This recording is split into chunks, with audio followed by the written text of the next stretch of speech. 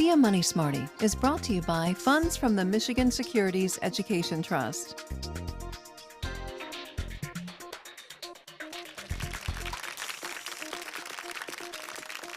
Hi there, I'm Christy McDonald, and thanks so much for joining us. When we look at the biggest challenges facing Americans today, saving and retirement planning are near the top of the list. The unfortunate reality is most Americans aren't saving enough or planning enough. According to the Federal Reserve Board's survey of consumer finances, the gap between the retirement savings that American households have today and what they should have today to maintain their standard of living is calculated to be $6.6 trillion. Mismanaging our debt, putting ourselves at risk for identity theft and fraud, and failing to get control over how we manage and oversee our retirement assets are all contributors to this gap. But help is on the way.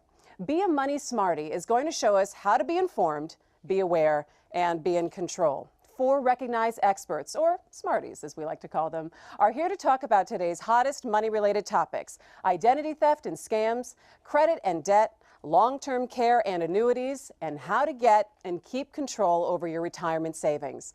I'm joined by highly recognized financial smarty, Mark Robinson, who will lead our engaging discussion with 3 other highly qualified smarties on the money-related topics that matter most to you. But there is a twist to this. Each smarty has to sit in the hot seat, where they have only 10 minutes to outline their best tips and advice. And the audience gets to ask questions too. So let's get started. Joining Mark now to talk about scams and identity theft is Katharyn Barron from Michigan's Attorney General's office.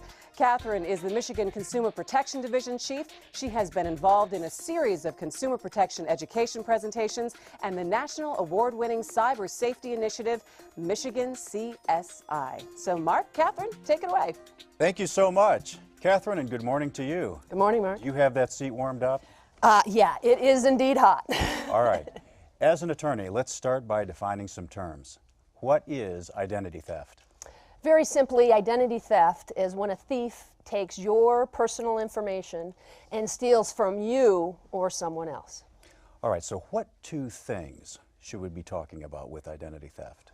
I think it's important, first of all, if we remember, don't provide personal information on the phone, through your email, or particularly on the internet, unless you've initiated the contact. It's a very important point. Secondly, we really need to stay on top, be smart about staying on top of our financial health. Are we sharing too much social media and the like? Absolutely. Online, that's a place we have to be very, very careful. Think to yourself, what's a question I've ever been asked as a challenge phrase, or maybe I use as a password? Am I providing that information online, social media, or otherwise? For instance, mother's maiden name is a common one. And although you may say, well, I don't ever provide what my mother's maiden name is, well, are you friends with your mother's brother online? Maybe her unmarried sister? The connection is easy. What about a birth date? And you say, oh, I just give the month and the year. But then somebody posts on your Facebook account, happy 30th. There it is, simple math, and they've got that information on you. So we do need to be very, very careful. Even things like children's names, where you were born, where you went to school, all things like that, we do have to be careful. So we're very connected in an unconnected way. How else are we giving out too much information? You know, Mark, we're tricked into providing that information.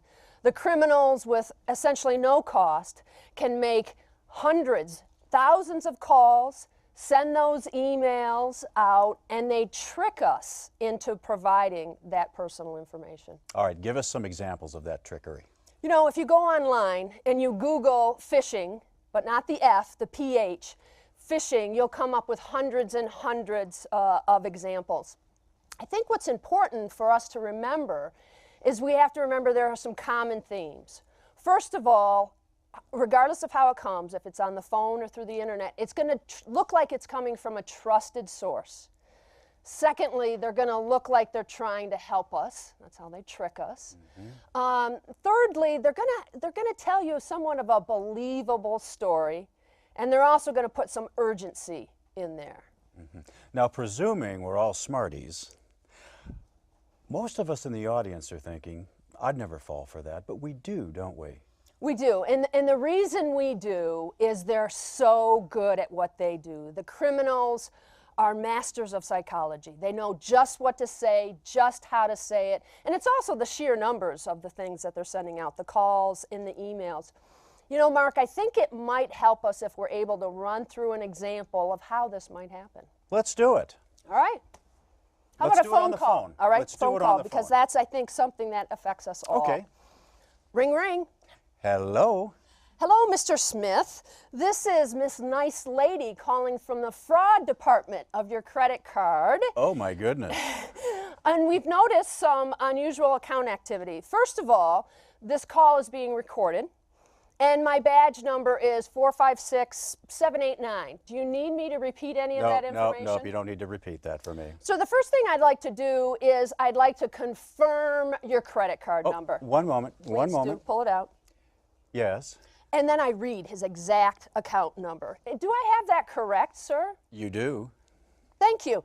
Now, as I mentioned, there's been some suspicious activity. Did you recently purchase some jewelry for $499 and 2 round-trip tickets to the Bahamas? Anything else? Well, no, that's it. No, then on that. I didn't think so. And we can get those charges reversed immediately. First, I just need you to flip over the card.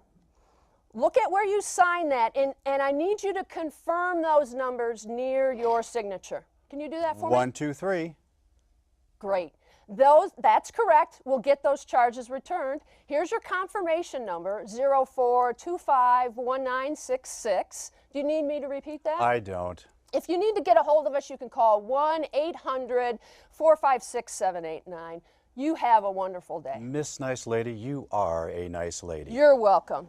And thank you so Now, much. many of you may be thinking, well, the person already had my credit card account, right? So it must be okay. They called on a recorded line. They gave me a badge number. They gave me another number to call. That's fine. But what personal information did he give to me? He gave me the keys to the kingdom. He gave me the number next to his signature. And with that, I'm going on a shopping spree online. 1, 2, 3. You're on a shopping spree. Absolutely. On me. So they trick you into doing that. Okay, very good. Now that's the phone. There has to be other ways also that they can come at me. These people with these well-honed, dubious skills that they've acquired. What's that like? Absolutely. They're going to do it online, through an email. It's going to look like it's coming from a trusted source. It may be your bank. It may be your internet service provider. Any number of trusted sources may look like it's coming from the IRS. Believe me, it's not. And what you need to do is remember our first tip. Don't provide personal information unless you initiate the contact. That's a perfect setup for your second tip, which is? The second tip is be smart about staying on top of your financial health. Okay, let's break those down. First of all, what you need to do is make sure you're routinely checking your credit card statements, you keep on top of your financial accounts, and you're also aware of your personal surroundings. Okay, so financial accounts, credit cards. How about law enforcement?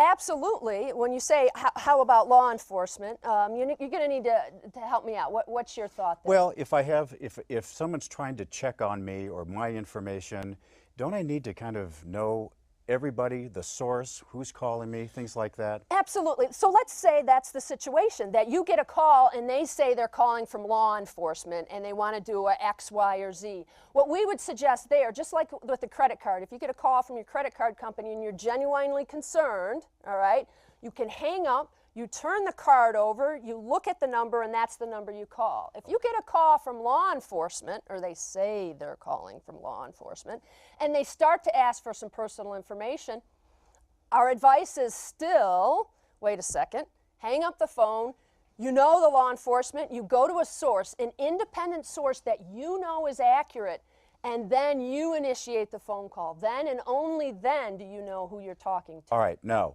I have how long to dispute a credit card? I'm looking at my bills. Right. How long? So you get the bill. Actually, it's 60 days from when it's sent.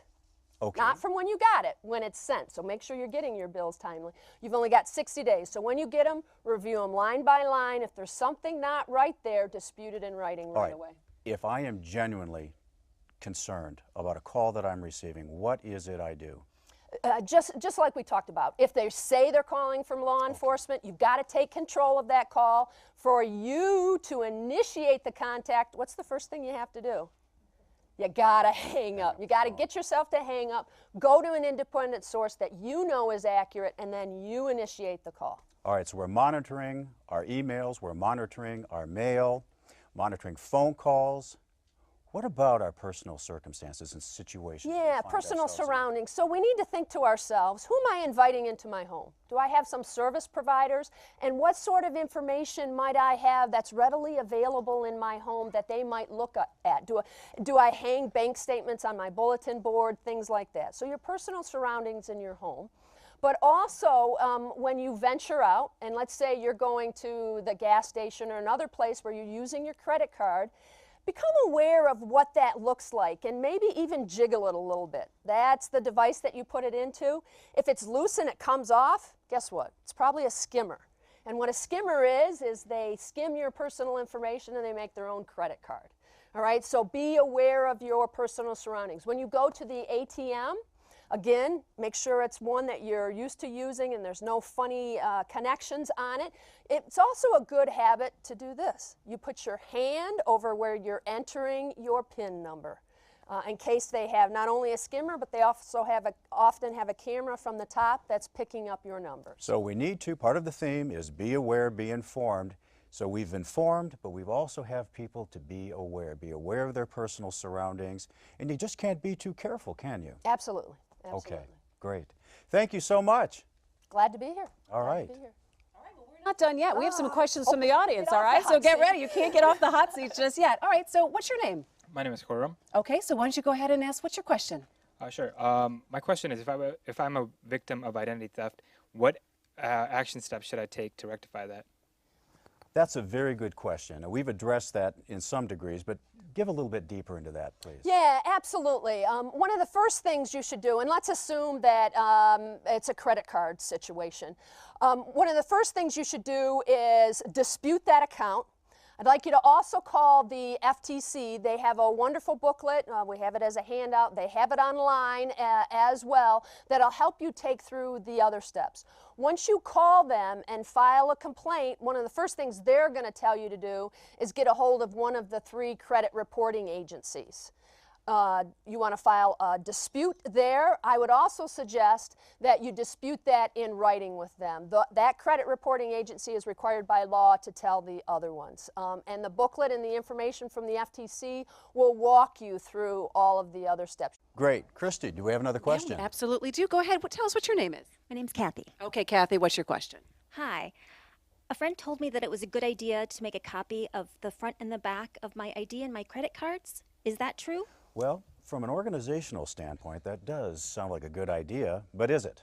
You have to be careful. One of my first questions would be, where are you going to make that copy? And who else might have access to that? My second question is going to be, where are you going to keep it? Because if you make a copy and then you put it on your bulletin board at home, I'm going to be a little nervous about it. But overall, it's probably not a bad idea to have in some generally located area that you can quickly get to in case you lose or in case your purse or wallet is taken. So you know all those places that you're going to go to, all those accounts and numbers that you're going to call to put them on notice right away. So yes, but be smart and be careful about it, Kathy. All right, well, you know what? Actually, I have a quick question if I could jump in. When we talk about protecting ourselves from identity theft, should we get reports, all 3 of those reports at once, or should we get one every 4 months or so? That's a great question. So you're able to get a free credit report from each of the 3 credit reporting agencies. You can get it online through the mail or through the phone call. Our recommendation is you spread them out. So if you spread them out, you can get 3 a year. Do it at times you can remember. Maybe in Michigan, that's when we change our clocks on the 4th of July. But so 3 times that you can remember and spread it out. Great point.